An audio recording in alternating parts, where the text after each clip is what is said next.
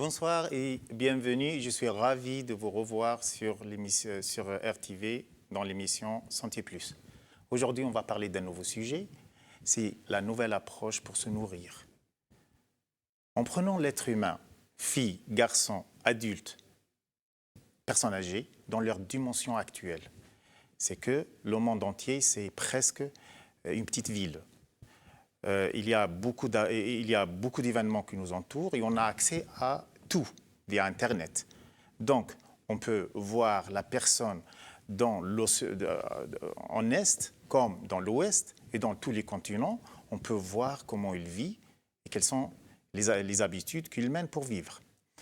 Alors, pour vivre quand même dans un esprit sain et pour vivre dans un environnement avec moins d'agression, et pour être cohérent avec soi-même, dans l'esprit, dans la physique, dans le mental, il faut avoir une approche différente pour se nourrir actuellement.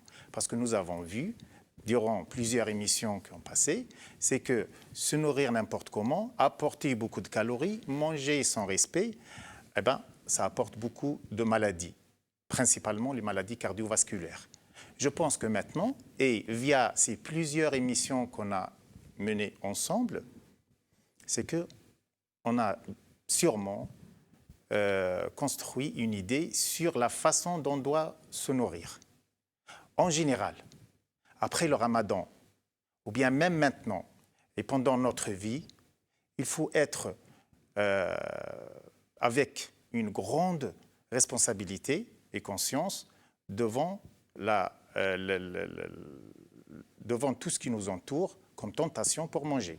Parce que finalement, le manger, c'est un instinct. Et il faut se nourrir et biologiquement, on ne peut pas vivre sans manger. Mais pour tout manger, si on arrive à un excès, ça se renverse et ça ne donne que des effets négatifs. La nouvelle approche, c'est quoi? C'est que, considérant notre vie sociale, considérant notre conscience, considérant notre côté civique, il faut organiser la façon dont on doit manger. Moins de sucre, moins de sel, moins de calories, moins de graisse. Et comme ça, on va mener une vie équilibrée et une vie saine. Et peut-être, on ne va pas aller au docteur. On ne va pas passer notre vie dans les hôpitaux et à la réanimation.